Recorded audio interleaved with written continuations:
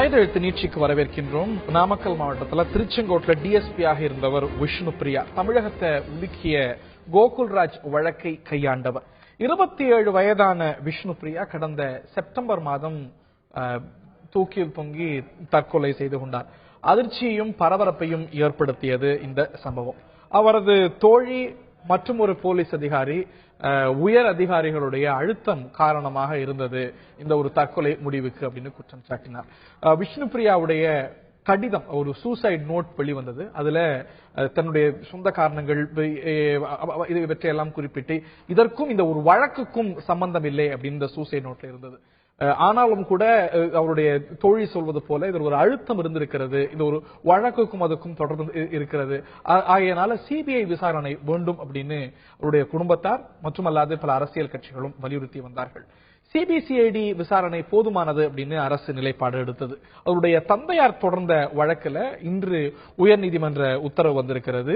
CBI இந்த விசாரணையை, இந்த ஒரு வழக்கை விசாரிக்கட்டும், 3 மாதத்துக்குள்ள சார்ந்த முடிவுகள் வர வேண்டும், அடுத்த கட்ட முடிவுகள் வர வேண்டும் என்று உத்தரவிட்டிருக்கிறது. இது பல கேள்விகளை எழுப்புகிறது. சிபிஐக்கு மாற்றம் விஷ்ணு பிரியா வழக்கு தோல்வியடைந்ததா போலீஸ் என்ற கேள்வி எழுந்திருக்கிறது. விவாதிப்போம். நிகழ்ச்சியில் நம்முடைய அதிமுகவுடைய செய்தி தொடர்பாளர் முன்னாள் சட்டமன்ற உறுப்பினர் திரு செல்வராஜ் அவர்களும், அதே போல சமூக சமத்துவ படையுடைய தலைவர் முன்னாள் ஐஏஎஸ் அதிகாரி சிவகாமி அவர்களும் இணைகிறார்கள். இருவரையும் நிகழ்ச்சிக்கு வரவேற்கின்றோம். இது ஒரு பெரிய காம்ப்ளிகேட்டடான வழக்கு அல்ல, சிபிசிஐடியே கையாண்டால் போதுமானது அப்படின்னு தமிழக முதலமைச்சர் அறிவித்தார். சிபிசிஐடி தான் விசாரணை நடத்தி வந்தது.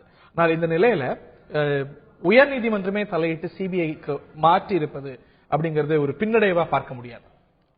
அதாவது இந்த வழக்கை பொறுத்தவரை அரசு சம்பந்தப்பட்ட வழக்கு அல்ல.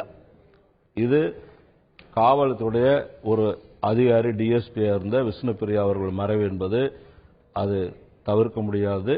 அதை யாரும் நியாயப்படுத்தவில்லை. அவர் மறைந்த அன்று அவர் எந்த விதமான வாக்குமூலம் யாராவது அதிகாரிகளுக்கு கொடுத்து சென்றிருக்கிறாரா, அவரோட சகோதரி சொன்னார்களே அதுபோல் இவர் ஏதாவது செய்திருக்கார் என்பதெல்லாம் விசாரணையில் சிபிசிஐடி பொறுத்தவரை முறையாக, தெளிவாக, நியாயமாக, எந்த பாகுபாடுகளும் பாரபட்சம் இல்லாமல் விசாரித்து வந்தார்கள். உண்மை. ஒரு பொலிட்டிக்கல் கவர்மெண்ட் சம்பந்தப்பட்டதாக இல்லாமல் இருக்கலாம், அரசு ஒரு அரசியல்வாதிகள் சம்பந்தப்பட்டதாக இல்லாமல் இருக்கலாம். ஆனா இதுல அவருடைய தோழி, அதுவும் சர்வீஸ்ல இருக்கக்கூடிய இன்னொரு அதிகாரியே இதுல ஒரு பிரஷர் ஆங்கிள் இருந்திருக்கு அப்படிங்கிறாங்க. அவருடைய தந்தையார் அவ்வாறே கருதுகிறார். அப்படி இருக்கும்போது ஸ்டேட் போலீஸே சிபிசிஐடியை விசாரிப்பது பொருத்தமா இருக்காது அப்படின்னு ஒரு சந்தேகம். விசாரணை நடந்துட்டு இருக்குது. இப்போ உங்களுக்கு விசாரணை நடந்துட்டு இருக்கும் போது நம்ம அதுல எது நியாயம் எது நியாயம் இல்லைன்னு இப்ப நம்மளாக ஜட்ஜ்மெண்ட் பண்ண முடியாது.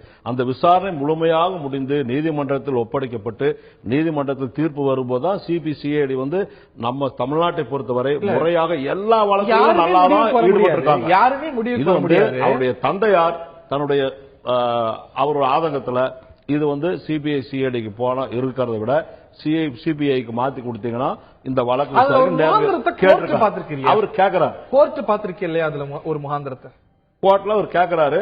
அவருடைய தந்தையார் கேட்கறதுனால இது ஒரு காவல்துறை அதிகாரிங்கிறதுனால சரி இதை விசாரிக்கிறது. இது சிபிஐ விசாரணை. இதுல முந்தைய கட்டத்துல கூட பல வழக்குகள்ல அவுட்ரைட்டா சிபிஐ விசாரணை தேவையில்லைன்னு நிராகரித்த சம்பவங்கள் உண்டு. ஆனா இந்த வழக்குல பண்ணுது அப்படின்னா சிபிஐக்கு மாற்றுது அப்படின்னா ஒரு முகாந்திரம் இருக்கா இல்லையா? கோர்ட்டுடைய தீர்ப்புலையோ நீதிபதிகளுடைய அவருடைய தீர்ப்புல அவங்க சொல்ற கருத்துல நாம் கருத்து வேறுபாடாவோ கருத்து அதுல விவாதிக்கக்கூடிய பொருள் அல்லது. அது சரியா இல்ல, அதுக்கு இருக்காது. கோர்ட்டுடைய தீர்ப்புக்கு உள்நோக்கம் தான் கற்பிக்க கூடாது. ஆனா அது இதுல ஒரு கோகுல்ராஜுடைய விஷயத்துல யுவராஜ் அவருடைய அதை குற்றவாளிங்கிறத அவரை எவ்வளவு கஷ்டப்பட்டு எப்படி எல்லாம் அவங்க இதே சிபிஐசிஐடி போலீஸ்ல இருந்து தமிழ்நாடு போலீஸ் தான் அவரை சரணடைய அவர் விரும்பிய நேரத்தில் சரணடைய வைக்கிறதுக்கு எவ்வளவு செஞ்சாங்க. போலீஸ் பிடிக்கல, போலீஸ் பிடிக்கிறதுக்கு நடவடிக்கை எடுத்தது. ஆனால் போலீஸ் பிடிக்கல, அவர் தானா சரணடைந்தா, அதுவும் அவர் நேரடியா சரணடைந்தாரே தவிர போலீஸ் பிடிக்க முடியல. அவர் பிடிக்க முடியல.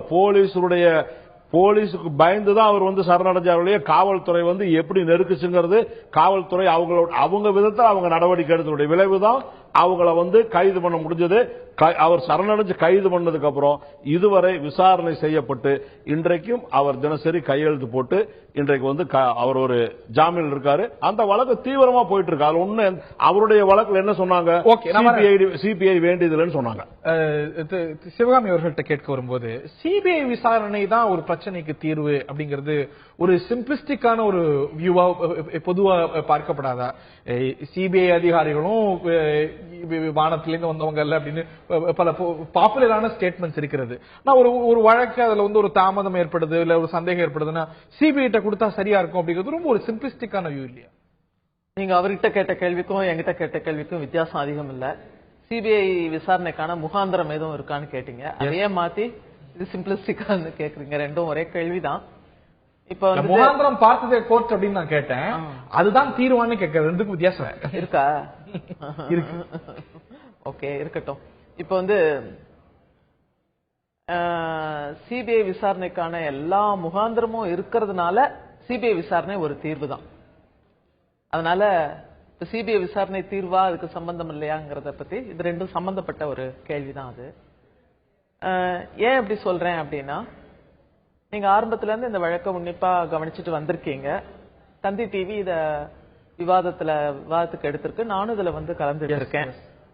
இப்ப இதுல நீங்க பாத்தீங்கன்னா முதல் ஆளா நான் டிஎம்கேக்கு அடுத்தபடியாக மதுரை ஹைகோர்ட்ல சிபிஐ விசாரணை வேணும்னு வழக்கு போட்டேன். அது உடனே சிபிஐ விசாரணை இங்க சிபிசிஐடி விசாரணை நடந்துட்டு இருக்கு, அதனால தேவையில்லை அப்படின்னு அவங்க கொடுத்தாங்க. ஆனா அந்த ஆர்டரை வாங்குறதுக்கே, ஏன்னா அதை வாங்கிட்டு அது உடனே சுப்ரீம் கோர்ட் போறதுக்காக தான் அதை போட்டோம். ஆனா அது அது வாங்குறதுக்கே தாமதம் ஆயிடுச்சு. இதுக்கடையில சிபிசிஐடி விசாரணை துரிதப்படுத்துறாங்க அப்படிங்கிற நியூஸ்லாம் வந்துட்டு இருந்தது. அதனால சுப்ரீம் கோர்ட்ல கேஸ் போட்டப்ப அங்கே டிஸ்மிஸ் ஆயிடுச்சு.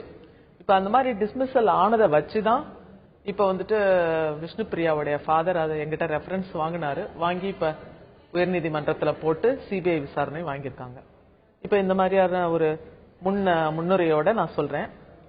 இப்ப இந்த கேஸ்ல police versus police, Vishnu Priya DSP குற்றம் சாட்டப்பட்டவர் இதுல யாருன்னு பாத்தீங்கன்னா, அதுக்கு காரணமானவர் பிரஷர் கொடுத்தாரு அப்படின்னு டிஎஸ்பி, இன்னொரு டிஎஸ்பி மகேஸ்வரி அவங்களுடைய தோழி, ஆனாலும் அவங்களும் காவல்துறையில தான் இருக்காங்க. அவங்க எஸ்பி மேல பழி சொல்றாங்க. இப்ப காவல்துறை வர்சஸ் காவல்துறைன்னு வரும்பொழுது மகேஸ்வரி சொல்றாங்களே தவிர விஷ்ணு பிரியாவுடைய லெட்டர்ல அப்படிப்பட்ட அக்யூசேஷன் இல்ல. அத பின்னாடி வருவோம். இப்ப நம்ம ஒரு பாயிண்ட் தான் எடுத்திருக்கோம். இந்த ஒரு பாயிண்ட்ல பாத்தீங்கன்னா டிஎஸ்பி வர்சஸ் எஸ்பின்னு வருது. சாதாரணமான நடைமுறையில நான் பார்த்துட்டு இருக்கேன். அரசாங்கத்துல என்ன பண்ணுவாங்கன்னா, உடனே சீனியரை காப்பாத்துறதுக்கான நடவடிக்கைகள் முக்கியமா இறங்குவாங்க. ஜூனியரை பத்தி கவலைப்பட மாட்டாங்க.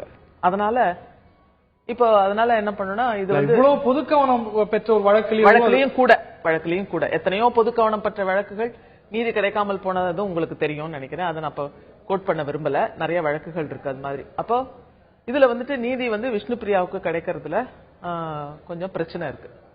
ரெண்டாவது ஒரு தற்கொலைக்கு முயல்ற பெண் எதுக்காக அவங்க தற்கொலை பண்ணிக்கிறாங்கன்ற காரணத்தை எழுதி அல்லது எழுதாம என்னுடைய மறைவுக்கு யாரும் வருந்த வேண்டாம்னு எழுதும் பொழுது இவங்க பர்டிகுலரா அந்த கேஸை ஞாபகப்படுத்தி எழுதுறாங்க அப்படின்னா, எங்க அப்பா குதிரைக்குள்ள இல்லன்னு சொல்ற மாதிரி அது இருக்கு.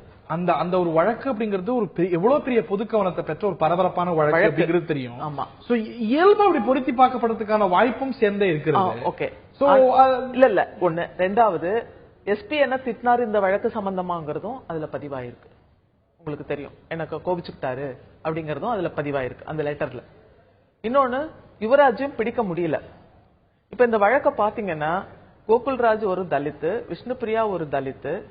இவர் கோகுல்ராஜ் கொன்னவங்களை அரெஸ்ட் பண்ண போகும்பொழுது இவருக்கு ஏற்படுற தடைகளை அந்த லெட்டர்ல விவரிச்சிருக்காங்க.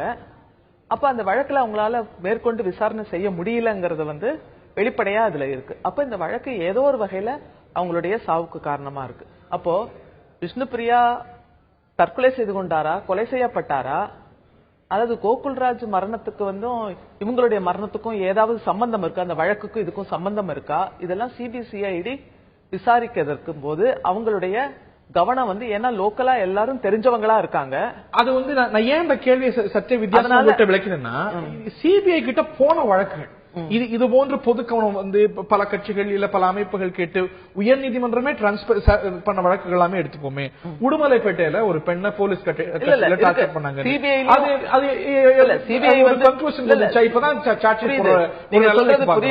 சங்கர சுப்பு மகனுடைய வழக்கு என்னாச்சு? இல்ல சிபிஐ விசாரணையும் வந்து எல்லா கட்டத்திலயும் வந்து நியாயமானதா இருந்தது இல்லைங்கிறத நம்ம பார்த்திருக்கோம், அல்லது அது மூலம் தீர்வு இல்லைன்னு தெரிஞ்சிருக்கோம். ஆனா ஏராளமான கேஸ்ல நிறைய ஸ்டேட் கவர்மெண்ட்னால செய்ய முடியாதத சிபிஐ செஞ்சிருக்குங்கிறதையும் நம்ம மறந்துடக்கூடாது. அதனால மாதிரி இதே போன்று நான் இன்னொரு கேஸ் சொல்றேன். கோர்ட்டே ஒரு முடிவுக்கு வரல. இல்ல நிறைய கேஸ் சொல்லலாம். ஆனா நீங்க கவனிக்க வேண்டியது சிபிசிஐடியால தீர்க்க முடியாத பல வழக்குகளை சிபிஐ தீர்த்து வச்சிருக்கு, கண்டுபிடிச்சிருக்கு, உண்மையான குற்றவாளியை நிறுத்திருக்கு. திறம்பட செயல்பட்டு முடித்து சில இடங்களையும் பண்ணிருக்காங்க. ஆனா சில இடங்களையும் ஒரு கன்க்ளூஷன் வர முடியும். இன்னொன்னு வந்து என்ன அப்படின்னா, இந்த இடத்துல போலீஸ் வர்சஸ் போலீஸ்ங்கிறதுனாலயும் ஒரு ஏற்கனவே கொலை வழக்குல வந்து பாப்புலரான கொலை வழக்கு இது. இன்னும் நாங்க சுட்டிக்காட்டிய இன்னொரு வழக்குமே கூட போலீஸ் சம்பந்தப்பட்ட வழக்கு தான். உடுமலைப்பேட்டையில் இருக்கக்கூடிய அந்த கஸ்டோடியல் டார்ச்சர் குறித்த குற்றச்சாட்டு போலீஸ் சம்பந்தப்பட்ட வழக்கு தான். சிபிஐ கிட்ட கோர்ட் மாற்றியது என்ன முடிவு வந்தது? இல்ல இன்னும் வந்து சொல்ல போனா இது அரசியல் சார்ந்த வழக்காவும் இருக்கு. யுவராஜ்ங்கிற ஒரு அமைப்பினுடைய தலைவரா இருக்காரு. இன்னொன்னு வந்து அங்க இருக்கிற பிரதானமா இருக்க கொங்கு வேளாளர் சமுதாயத்தினுடைய பிரதிநிதியாவும் இருக்காரு. அவர் அந்த மக்களுடைய பிரதிநிதி இல்ல, அமைப்புங்கும் போது சொல்றேன், அமைப்பின் வழியா தன்னை பிரதிநிதித்துவம் அவரே படுத்திக்கிறார். அப்படி பார்க்கும் பொழுது இது ஒரு சிக்கலான கேஸ். அதனால சிபிசிஐடி நிச்சயமா ஒரு நடுநிலையா இருந்து ஹேண்டில் பண்ண முடியாதுங்கிற காரணத்தினால இதுல நீங்க இன்னொன்னு முக்கியமா கவனிக்க வேண்டியது என்னன்னா, சாதாரணமா அவரோட கருத்து கேட்டு நான் மீண்டும் வரேன். இது எனக்கு கருத்துக்கு வரேன்னா இது மாதிரியான ஒரு சர்ச்சைக்குரிய வழக்குகள்ல நீங்களும் இன்னைக்கு வந்து சிபிஐ விசாரணை தான் சுப்பீரியர்னு சொல்ல முடியாது, சிபிசிஐடி அதற்கான வல்லமை பெற்றது அப்படிங்கிறீங்க.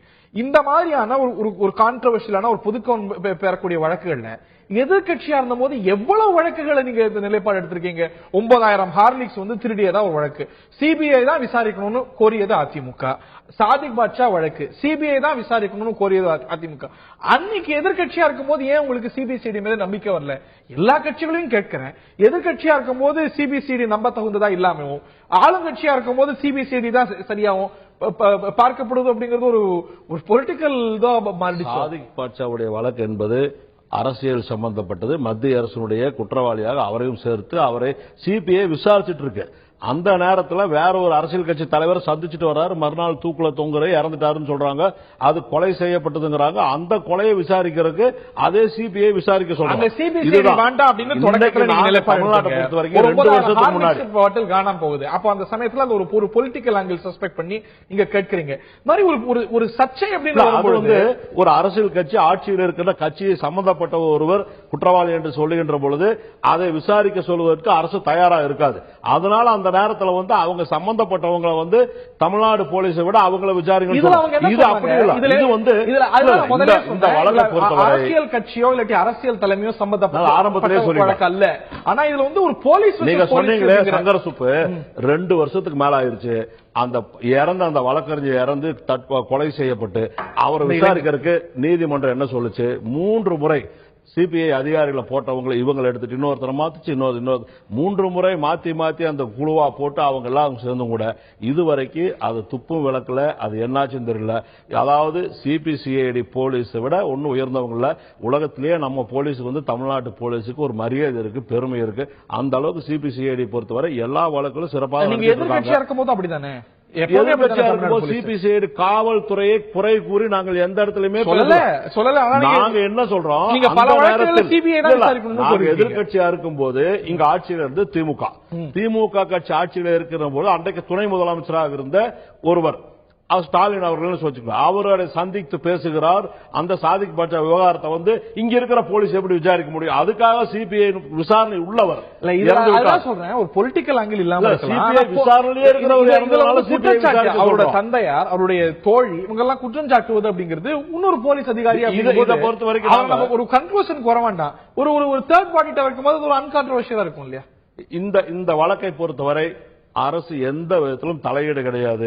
இந்த வழக்கில் அவருடைய தந்தையார் விரும்புகிறார், விசாரிக்கட்டும், நல்ல நீதி கிடைப்பது வேண்டும் என்பதுதான் எல்லோருடைய எண்ணமும். இறுதியான கருத்து இந்த வழக்கறிஞர் சங்கரசுப்பு வழக்கு இதே போன்று அவருடைய மகன் வழக்கு இதே போல ஒரு பொது கவனம் பெற்றது. கோர்ட் வந்து சிபிஐக்கு மாற்றியது. சிபிஐ ஒரு முடிவு கொடுக்குது. அதற்கு பிறகு கோர்ட் வந்து ஒரு எஸ்ஐடியை போடுது திரு ராகவன் தலைமையில. ஒரு முடிவுக்கு வரல. சோ இது வந்து இதுதான் தீர்வு அப்படின்னு ஒரு முடிவுக்கு வந்துட முடியுமாங்கிறது என்னுடைய கேள்வி. If you have something more to add please உங்களுடைய இறுதியான கருத்து. Actually the prevention of atrocities act against SC/ST இந்த வன்கொடுமை தடுப்பு சட்டத்தின் கீழே வழக்கு தொடரும்போது பெரும்பாலான தலித் மக்களால அதை கடைசி வரைக்கும் எடுத்துட்டு போக முடியல. அதனால இந்த வழக்குல பாத்தீங்கன்னா எங்க வந்து கொஞ்சம் எம்பவர்டா இருக்காங்களோ, ஓரளவு படிச்சு கொஞ்சம் பினான்சியல் பேக்ரவுண்ட் இருக்காங்களோ அவங்களாலதான் இதை வந்து சிபிஐ விசாரணை வரைக்கும் தள்ளிட்டு போக முடியுது அப்படிங்கிறதுக்கு விஷ்ணுபிரியா வழக்கு வந்து ஒரு சிறந்த உதாரணம். ஏன்னா நிறைய வழக்குகள் இந்த மாதிரி வன்கொடுமை வழக்குகள்லாம் பிசுபிசுத்து போகுது. கன்விக்ஷன் ரேட் வந்து 7% தான் இருக்கு. ஆனா இந்த கன்விக்ஷன் ரேட்டை வந்து இந்த மாதிரி ஒரு எம்பவர்மெண்ட் இருந்ததுன்னா, ஏன்னா இவங்க வந்து ஸ்டேட் கவர்மெண்ட்டை நம்பி இல்ல, அல்லது வந்துட்டு மற்ற யாரும் அமைப்புகளையும் நம்பி அவங்க செயல்படல. அவருடைய தந்தையாரே அந்த வழக்கை எடுத்து இதை கடைசி வரைக்கும் எடுத்துட்டு போகணும்னு நினைக்கிறது வந்து ஒரு பாராட்டுக்குரிய விஷயம். நிச்சயமா சிபிஐ மூலமா ஒரு நல்ல தீர்ப்பு கிடைக்கும் அப்படிங்கறது என்னுடைய நம்பிக்கை. கவர்மெண்ட்டை பொறுத்த வரைக்கும் இந்த வழக்குல நீதி கிடைக்கணுங்கிறதுல உறுதியா இருக்கிறோம். அது எந்த மாற்றுக்கத்துல விஷ்ணுபிரியா விஷயத்துல ஒரே நாள்ல குற்றவாளி கண்டுபிடிச்சது தமிழ்நாடு போலீஸ் தான்.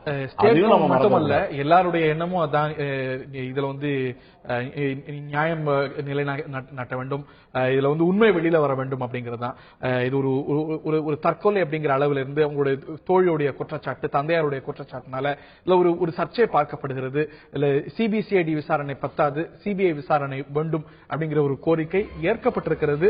உண்மை வெளியில வர வேண்டும் அப்படிங்கிறது தான் எல்லாருடைய ஆவா. இந்த நிகழ்ச்சியில பங்குகொண்ட விருந்தினர்கள் இருவருக்கும் பார்த்த நேயர்களுக்கும் நன்றி, வணக்கம்.